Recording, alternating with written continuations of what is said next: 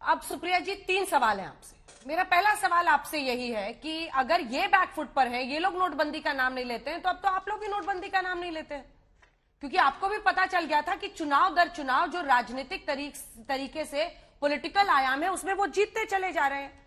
दूसरा सवाल देखिए, डीमोनेटाइजेशन यानी लोगों की जेब में या फिर खुला उनके घरों में जो 1000 के नोट थे उनको क्वॉश कर देना, डिस्क्वालीफाई कर देना। इतना अनपॉपुलर फैसला लिया था नरेंद्र मोदी ने, बहुत अनपॉपुलर। आप भी मानती होंगी, लोगों के लिए तो बहुत ही, जिनका पैसा जा रहा होगा, जो उसका कुछ नहीं कर पाए, उनके लिए तो बहुत ही अनपॉपुलर होगा। लेकिन बावजूद इसके लोग उनके लिए वोट करते रहे। पॉलिटिकली, राजनीतिक रूप से यह क्या कहता है मोदी के बारे में? पॉलिटिकल एनालिस्ट के तौर पर आपसे सवाल। अंजना जी, मैं थोड़ी बहुत समझ इकोनॉमी की, बिल्कुल, लेकिन थोड़ी बहुत क्योंकि इकोनॉमी की समझ रखती हूं, तो एक बात तो मैं दावे के साथ कह सकती हूं कि भारतीय अर्थव्यवस्था को ध्वस्त करने का, तबाह करने का, बेड़ा गर्क करने का काम जो डीमोनेटाइजेशन या नोटबंदी ने किया, वैसा सरकार के किसी और फैसले ने नहीं किया। वो जो ध्वस्त हुई अर्थव्यवस्था तो फिर खड़ी नहीं हो पाई। 120 लोगों की जाने गई थी डिमोनेटाइजेशन के दौरान, मैं उसका जिक्र भी नहीं कर रही हूं। मैं बात कर रही हूं जो अनएम्प्लॉयमेंट शुरू हुआ उसकी वजह से, जो एमएसएमईज बंद हुए, जो कल कारखाने बंद हुए। आप हर चीज को अगर पॉलिटिकल डिविडेंड और इलेक्शन की आई से देखिएगा, मेरे ख्याल से वो गलत है। और इसलिए गलत है क्योंकि जब 99.3% नोटबंदी की हुआ फैसला का पैसा वापस आरबीआई के पास आ जाता है और वो पॉजिटिव करेंसी बन जाता है, तो नुकसान किसका हुआ? नुकसान तो उन गरीब लोगों का हुआ जो बेचारे थोड़ा, या गृहिणियों का हुआ जो घर की बचत से बचाकर पैसा रखती थी। क्योंकि 31% तो ये वो पैसा था जो 80 लाख रुपए के एक आदमी ने जमा कराया, जो कोऑपरेटिव बैंक्स के थ्रू जमा कराया गया, गुजरात जैसी जगहों पर जो जमा हुआ। ये सारी बातें अब मेरे सवाल पे आइए, अब मेरे सवाल पे आइए। अभी तक हम लोग इसके आर्थिक आयाम पे ही बात कर रहे हैं। अब मैं चर्चा पॉलिटिकल ला रही हूं, उस पर जवाब तो दीजिए। इतना अलोकप्रिय फैसला लेने के बावजूद मोदी की लोकप्रियता उछाल मारती गई, क्यों? अच्छा सवाल आपने पूछा है और मैं इसका जवाब आपको दूंगी, और इसलिए दूंगी क्योंकि 2016 में नोटबंदी हुई और ऐसा कोई मोदी जी नहीं जीत रहे थे। उसके बाद 2016 में जब नोटबंदी हुई, उसके बाद मोदी जी मध्य प्रदेश हारे, छत्तीसगढ़ हारे, राजस्थान हारे, मोदी जी कर्नाटक और गोवा भी हारे, लेकिन पैसे और एजेंसीज के बल पर उन्होंने मध्य प्रदेश में चुनी हुई सरकार को गिराया और वही काम उन्होंने कर्नाटक में किया। तो वो कोई जीतते हुए नहीं हारे। इस बार भी उन्होंने हिमाचल हारा। तो ये जो एक बनाया जाता है ना माहौल की, वो हर जगह जीतते गए, जी नहीं, बंगाल भी हारे, भले ममता जी ने हराया, लोकसभा की बात कर रहे हैं, लेकिन मोदी जी जीतते नहीं आ रहे। हाँ, वो उत्तर प्रदेश जीत गए, नहीं, अरे बाकी चुनावों की भी बात करिए, लोगों पर इंपैक्ट हुआ उसका। जो चुनाव का नतीजा होता है या जो चुनाव के परिणाम होते हैं वो बहुत सारे होते हैं। ये कह देना कि क्योंकि वो लोकसभा जीत गए तो भारत के लोगों ने नोटबंदी पर ठप्पा लगा दिया, मुझे लगता है आप जैसी प्रबुद्ध जो पॉलिटिकल एनालिसिस समझती हैं, मुझे लगता है ये कंप्लीटली रॉन्ग एनालिसिस है कि नोटबंदी के वजह से वो चुनाव जीतते गए। चलिए, सवाल पलट के आपसे एक बार छोटा सा, गौरव जी, एक सवाल पलट के नतीजे का, ठीक है, इस सवाल को पलट के मैं एक बार फिर से आपसे पूछूं, छोटा सा जवाब दीजिएगा क्योंकि गौरव जी की बारी है। देखिए, अगर इतने अनपॉपुलर फैसले के बावजूद, अलोकप्रिय फैसले के बावजूद वो जीतते हैं, तो ये राहुल गांधी की क्षमता या फिर विपक्षी नेताओं की क्षमता पर क्या कहता है?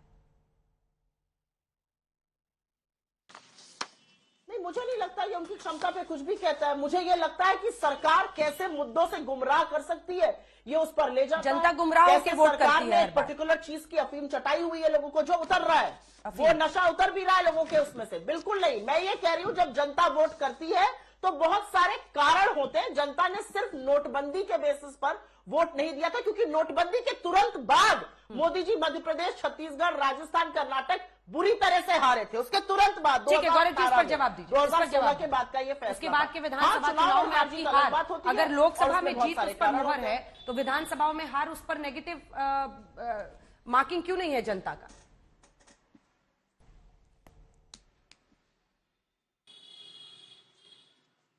अंजना जी, कुछ सवाल हमने भी पूछे थे इन्होंने जो सवाल पूछे आंकड़ों के साथ, तथ्यों के साथ मैंने बताया, फायदे भी बताए।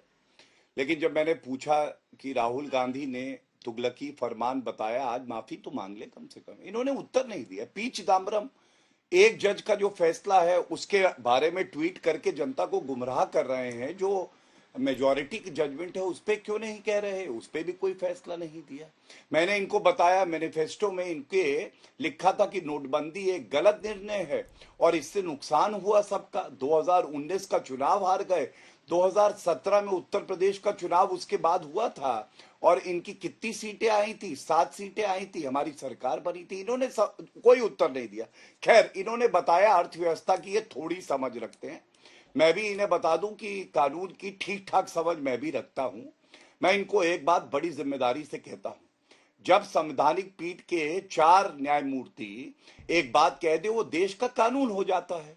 आप उसको आज ये नहीं बता रहे कि ये कानून है और आपसे गलती हुई है, आप बार बार डिसेंटिंग ओपिनियन बता रहे हैं। इसीलिए अंजना जी, राफेल हो, सेंट्रल विस्टा हो, चाहे नोटबंदी का फैसला हो, राहुल गांधी क्यों कहते हैं ना कि ये न्यायपालिका 2 लोग चलाते हैं। अब हमें समझ में आ गया, न्यायपालिका, election commission of India, prime minister office, EVM, controller general का ऑफिस, राहुल गांधी की आस्था इन सब में है ही नहीं। मैं 1-2 बातें आपको बड़ी जिम्मेदारी से बोलता हूं। देखिए, तथ्यों पे बात हो, ये वक्तव्य जयराम रमेश जी का आया है और जयराम रमेश जी ने इसमें 3 बिंदु बड़े मुखर तरीके से उठाए हैं। पहला, उन्होंने बताया है एमएसएमई को नुकसान हुआ।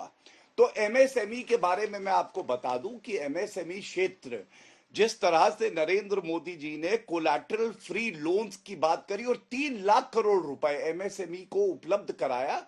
एमएसएमई बड़ा है नोटबंदी के बाद। 50,000 करोड़ का liquidity through reduction in TDS हमने जो है क्रिएट करी है। और इसके अलावा दूसरा बात इन्होंने जो कही है, वो इन्होंने कही है कि इकोनॉमी, जो हमारी अर्थव्यवस्था थी, वो कम हो गई। तो एक आंकड़ा मैं लेके बैठा हूं, सरकारी आंकड़ा है। नोटबंदी 2016 और जीडीपी ग्रोथ रेट रही 8.26, 2017 में 6.8 और 2018 में 6.53 रही। और इसकी तुलना अगर आप कर लें, 2011 में 5 थी, 2012 में 5.4% थी और 2008 में 3 थी। ये क्या दर्शाता है कि नियत, नीति और प्रक्रिया सही थी, फैसला सही था और कड़े ठोस फैसले लेने के बावजूद जो अर्थव्यवस्था थी वो मजबूती से आगे बढ़ी। काला धन पकड़ा गया और सफेद धन की उपज हुई। लोगों ने कहा कि अब हम फॉर्मल इकोनॉमी में इन्वेस्ट करेंगे। और तीसरी बात जो इन्होंने कही है वो रोजगार की कही है।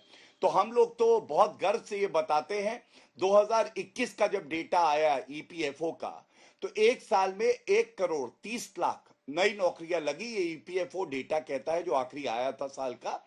दूसरा, हमने कहा 37-38 करोड़ हमने मुद्रा योजना में लोन दिए।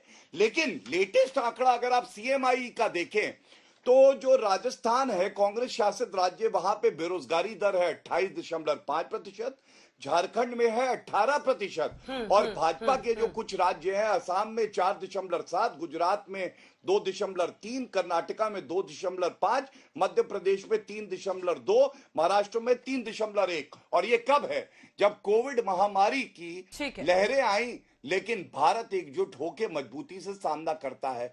जब रूस और यूक्रेन का युद्ध हुआ, जिसने हमारी अर्थव्यवस्था पे भी एक चोट पहुंचाई, लेकिन भारत जो है आत्मनिर्भर था और वो मजबूती से खड़ा रहा। तो मैंने आपको बताया, जो जो बिंदु इन्होंने उठाए हैं सब आधारहीन है। ना इनकी आस्था राजनीतिक प्रक्रिया में है और ना न्यायिक प्रक्रिया में। ठीक है।